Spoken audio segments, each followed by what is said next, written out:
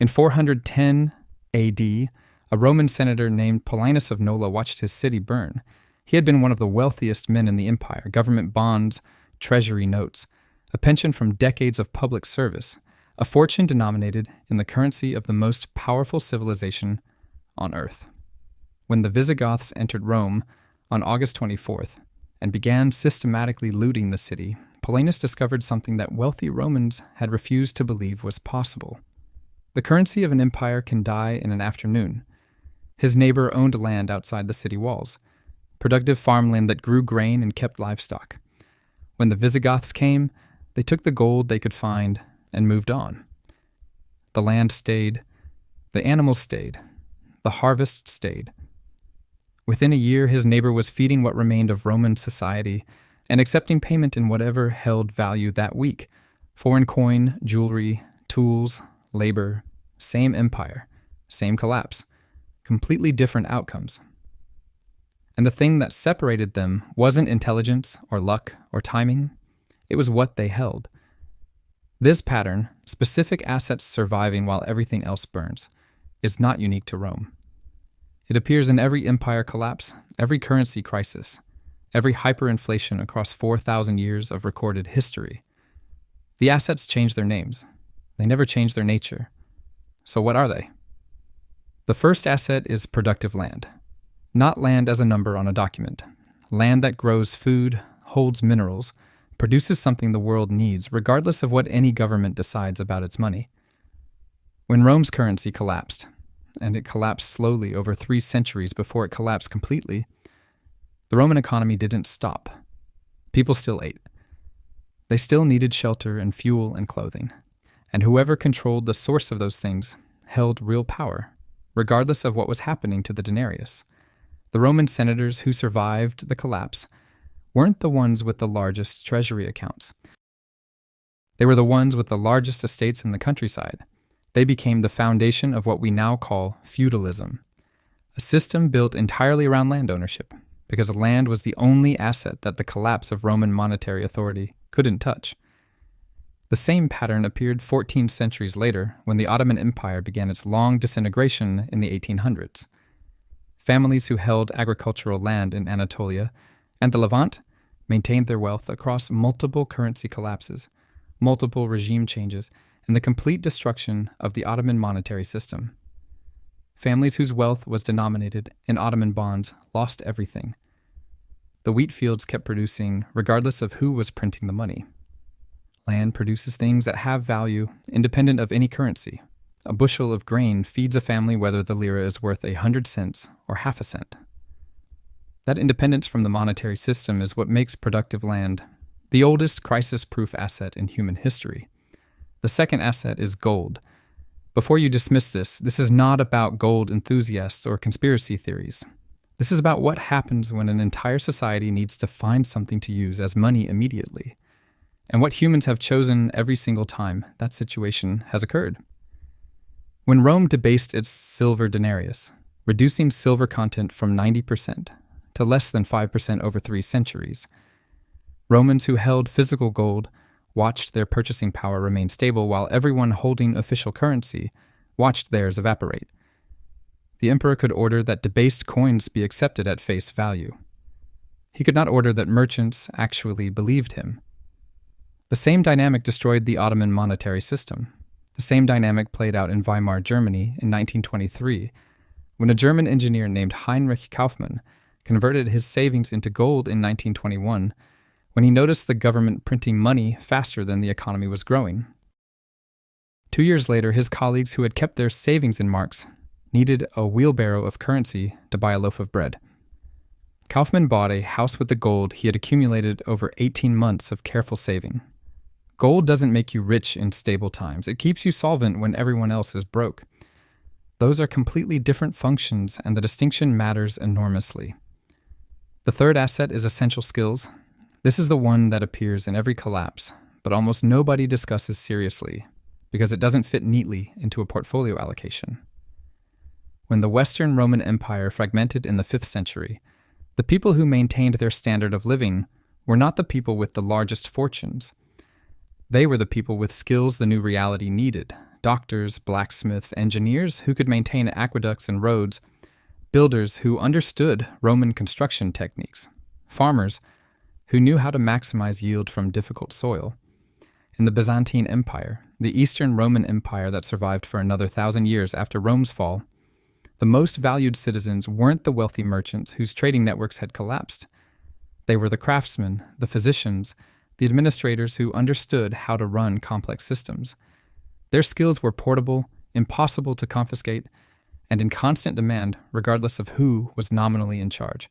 When Hungary experienced the most extreme hyperinflation ever recorded in 1946, prices doubling every 15 hours, factory workers demanded daily wage adjustments and got them because they were irreplaceable. Government clerks on fixed salaries were destroyed. A skilled electrician who could set his own price for each job negotiated in real time and survived. A senior bureaucrat with 30 years of service and a pension denominated in Hungarian currency lost everything before the crisis ended. Skills are the only crisis-proof asset that requires zero capital to acquire, cannot be confiscated, cannot be inflated away, and cannot be taxed into nothing. They are also the one asset that every empire collapse in history confirms as protective, and the one that almost everyone ignores when thinking about financial resilience. The fourth asset is real, physical assets that people cannot stop needing. Not stocks, not bonds, not financial instruments of any kind. Physical things, buildings, equipment, infrastructure, whose replacement cost rises with everything else, and whose utility exists independent of what any government decides about its currency. When the Soviet Union collapsed in 1991 and the ruble disintegrated, Russians who had received apartments during Soviet privatization discovered that their real estate, which they had often received essentially for free, was suddenly their most valuable possession. Everything denominated in rubles was gone. The walls and the roof remained. A Moscow apartment that had been worth almost nothing in the Soviet system became the foundation of genuine wealth in the post-Soviet economy because it was a physical object that people needed, and its value existed outside the monetary system entirely. The same pattern appeared in the Ottoman collapse.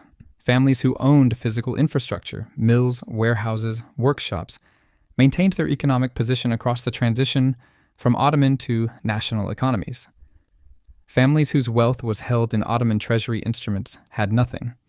You cannot print an apartment building. You cannot inflate away the concrete and steel and labor that built it. When a currency dies, the physical world continues, and whoever holds pieces of the physical world holds the wealth that flows out of the dying currency. 4 assets, 4,000 years, the same pattern every time.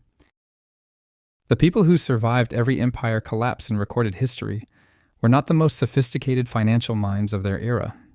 They were not the people with the best government connections or the largest treasury accounts. They were the people who understood, sometimes instinctively, sometimes through painful experience, that the only things worth holding are the things that exist outside the monetary system entirely. Land that produces food, gold that holds value when paper fails, skills that people need regardless of who is in charge, physical assets whose utility doesn't depend on what any government decides about its money. The empires changed, the currencies changed, the names of the crises changed. The 4 assets never did. There is a detail about the Weimar collapse that most history books leave out. The wealthy didn't panic. They had already moved. By 1921, 2 years before the crisis peaked, German industrialists, aristocrats, and major landowners had quietly converted their paper wealth into physical assets. Factories, agricultural land, gold held in Swiss accounts, real estate in cities that would still need to function after the crisis ended. They watched the mark collapse from a position of complete security because they understood something that the middle class refused to believe until it was too late. Paper wealth is a promise. Physical wealth is a fact. This is not a modern insight. It is the oldest financial observation in human history, and it has been demonstrated in every empire collapse, every currency crisis, every hyperinflation across 4,000 years. The wealthy are not always smarter. They are not always better informed. But in crisis after crisis across recorded history, they consistently hold different things than everyone else, and those different things consistently survive. In the Ottoman Empire's final decades, wealthy Istanbul merchants were moving assets into European real estate, foreign currency accounts, and agricultural land in regions they expected to remain stable. They had watched enough monetary instability across the empire's long decline to understand that official currency was the last thing you wanted to hold when a system was visibly struggling. The merchants who ignored these signals, who held Ottoman bonds, who kept savings in Ottoman banks, who trusted the official financial system, lost everything when the empire finally collapsed after World War I. The merchants who had quietly diversified into physical assets maintained their wealth across the transition from Ottoman to Republican Turkey. The pattern is not about prediction. Nobody predicted exactly when Rome would fall, or exactly when the Ottoman system would finally break, or exactly how fast the Weimar mark would collapse. The pattern is about what you hold when the unpredictable happens, because the historical record is clear on one point. It always eventually happens. Here is the uncomfortable mathematics. Every fiat currency ever created has either collapsed or lost the vast majority of its value. Every single one. The Roman denarius, the French assignat, the Weimar mark, the Hungarian pengo, the Zimbabwean dollar, the Venezuelan bolivar. The list is not a collection of exotic historical curiosities. It is the default outcome of paper money across every civilization that has ever tried it. The US dollar has lost over 96% of its purchasing power since the Federal Reserve was created in 1913. That is not a collapse. It is a slow erosion. But the direction is identical to the direction that preceded every crisis in the historical record. This is not a prediction. Nobody knows the timing of the next crisis or whether it will be sudden or gradual. What the record shows is simply what survives and what doesn't. And that record is 4,000 years old and has never been wrong. The people who came through every collapse in history were not the most sophisticated financial minds of their era. They were not the best connected or the best educated. They were the people holding things that existed outside the monetary system: land that produced food, gold that held value when paper failed, skills that people needed regardless of who was in charge, physical assets whose utility didn't depend on government decisions about money. The people who were destroyed were the ones holding the most responsible assets: savings accounts, government bonds, pensions, fixed income instruments, the assets that financial advisors in every era have called safe. The assets that are safe right up until they aren't. 4 assets, 4,000 years. The same answer every time. The question is not whether you believe a crisis is coming. The question is what you are holding right now. Because when the next one arrives, and the historical record says there will be a next one, it will not matter what you knew. It will only matter what you held.